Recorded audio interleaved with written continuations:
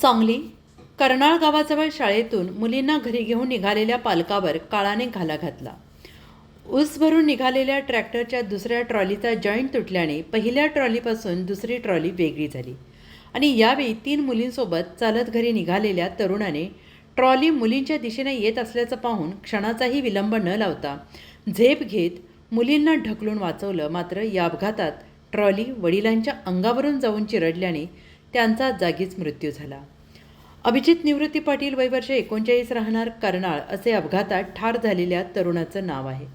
सदरचा हृदय पिळवटून टाकणारा अपघात आज बुधवारी सायंकाळी 5 वाजण्याच्या सुमारास झाला आणि याबाबत पोलिसांनी दिलेली अधिक माहिती अशी की अभिजित पाटील हे आपल्या कुटुंबियांसह कर्नाळ गावामध्ये राहत होते.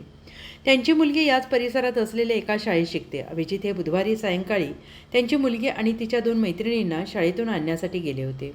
तिघींना शाळेतून घेऊन पुन्हा घरी चालत येत असण्यासाठी निघाले आणि कर्नाळ स्टँडहून पुढे मखदूम वस्तीजवळ येताच एक ट्रॅक्टर सांगलीच्या दिशेनं 2 ट्रॉली ऊस भरून निघाला होता आणि यावेळी पहिल्या ट्रॉलीचा हुक तुटला. ट्रॅक्टर एक ट्रॉली घेऊन पुढे गेला. मागील ट्रॉलीचा हुक तुटल्याने रस्त्याकडेने कर्नाळ हायस्कूल कर्नाळ येथे शिकणाऱ्या आपल्या मुलींना घेऊन तिचे वडील अभिजित पाटील जात होते.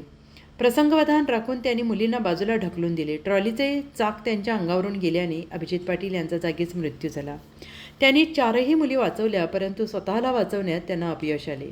मुलींचे दप्तर, डब्याची पिशवी अभिजित पाटील यांच्या हातातच होती. त्यांची मुलगी कर्नाळ हायस्कूल येथे शिकत होती. तिला ते रोज आणण्यासाठी स्वतः जात असतात. त्यांच्या मुलीसोबत शेजारील आणखीन 4 मुली होत्या. झालेल्या ट्रॅक्टर अपघातात अभिजित पाटील यांचा मृत्यू झाल्याने गावात हळहळ व्यक्त होत आहे. सांगली ग्रामीण पोलीस ठाण्यात या अपघाताची नोंद करण्याचं काम रात्री उशिरापर्यंत चालू होतं.